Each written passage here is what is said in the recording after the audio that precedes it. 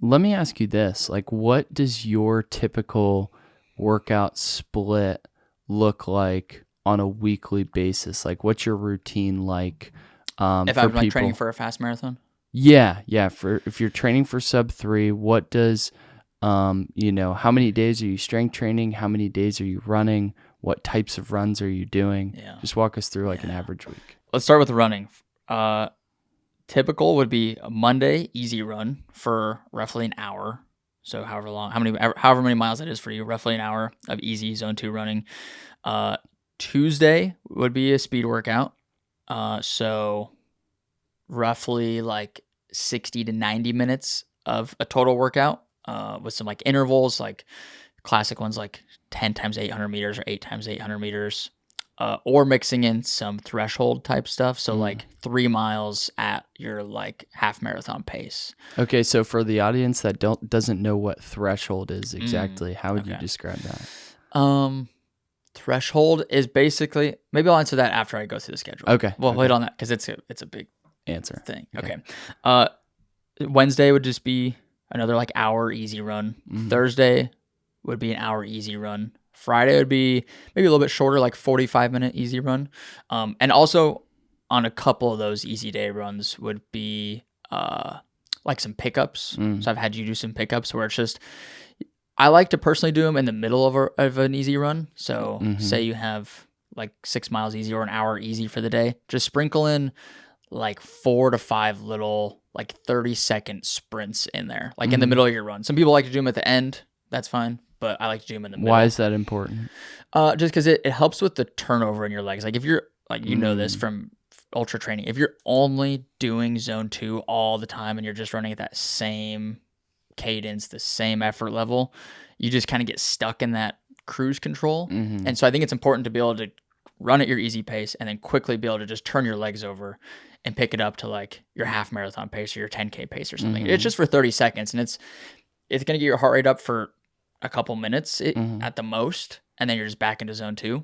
So I think that's important. And that's usually like 1 to 2 days a week. I like to put those in. Okay. On the easy days. And then Saturday would be a long run. At the beginning of a prep, it'll be more just long, easy runs, like 13, 14, 15, 16 miles, whatever, like working up from like 90 minutes up to like all the way to like a 3-hour easy run. And then 1 to 2 times a month would be like a long run workout like we did yesterday. And typically how I'll structure it is in like the 3-to-1 blocks I was talking about. So week 1 would be just easy run. Week 2 would be this is a long run, sorry. So week 1 would be a long easy run, just say 14 miles. Week 2 would be similar distance, but a fast finish. So like you do 14 miles, but you finish the last 4 of those fast, like whatever effort level that is, like, or whatever pace it is, just push the effort. So like you're basically sprinting the last 4 miles or as hard as you can. Like your marathon pace the last 4 or ideally, faster than that? Ideally getting to at least your marathon pace or faster for the last few miles. Week 3 would be like the workout we did yesterday with like intervals within the long run. And then week 4 would be a deload. So back down to just say like 10, 12 miles easy. That's kind of what that would look like. And then strength training. Do you just repeat that like basically month after month? Essentially. Okay. Yeah. And usually the first month you might only do like the fast finish long run just because you're easing into everything. So it's not essential to do the long run workouts quite yet. Because you just want to ease into the intensity. But so strength training within the week would be Monday. I usually like to do some sort of upper body. It's like push or pull. Tuesdays, same day as the speed workouts, I like to do a leg day. And I usually like to make that one like heavier with lower reps, heavier weights. And I like to run first in the morning and then lift in the evening or afternoon. And then one thing you can also do is just lift. I like to lift within 24 hours of the speed workout. So like you could lift lift legs Monday night, and then do the speed workout Tuesday morning, because you're not sore from that from the strength workout yet. Because usually for me it's like 36 hours after the strength workout when I'll get sore. So your legs will be more tired for sure, but they're not sore yet, so you can still get through the workout with no issues. And then like Wednesday, I usually make optional for strength, just because you've already lifted the last 2 days plus running and everything. So I'll make that optional. Usually if I do, it's upper body. Thursday will be another upper body / optional.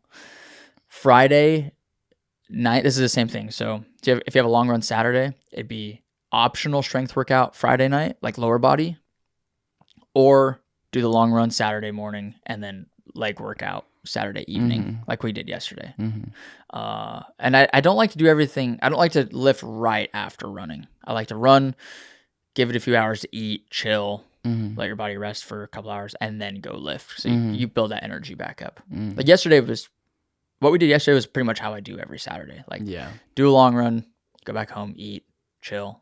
And then what time we lift? Like 2 or 3? Yeah. 3, and we finished running like 9. Yeah. And that was a pretty intense leg workout too. Dude, we got after it, man. Yeah. And that's the other thing. So on the first leg day of the week, I like to do it heavier, lower reps. And then the second one, I like to do higher reps, lower weight, more kind of intense, like higher heart rate kind of thing. So how many days are you running and how many days are you strength training? It's like 6 days of running and 3 to 5 days of strength? Yeah. Okay. Minimum 3 days of strength. Okay. Yeah. I think ideally 2 leg days and then like 1 to 2 upper body days. I think for me, that's ideal. Yeah. I think you just got to try stuff. And this is all like a guideline. Like use this to try, see if it works for you. And then from there, you can fine tune and tweak for whatever works best for you. Yeah. And I think too, like for me, it's almost like it needs to be something that you enjoy and something that works with your lifestyle. Like I would not advise someone to do the Triple Crown of 200s if you've got, family, young kids, you're doing this and that, and your wife's not really supportive and on the boat. Like that, it just doesn't work. Like it's just so much chaos. Like for me even without having, having a girlfriend or kids or anything like that, it was a lot. I mean, each of those races you're going out, 1 to 2 days before, you're doing all this with getting a car, you're flying back 1 to 2 days after the race takes 3 to 4 days, so you're at 7, 8 days right there.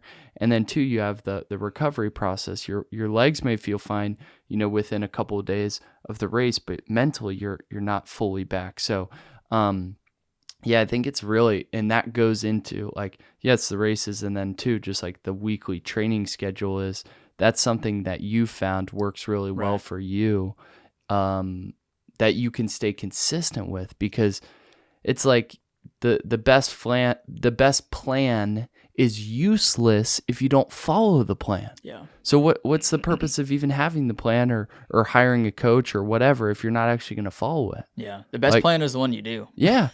And you're consistent with. Yeah.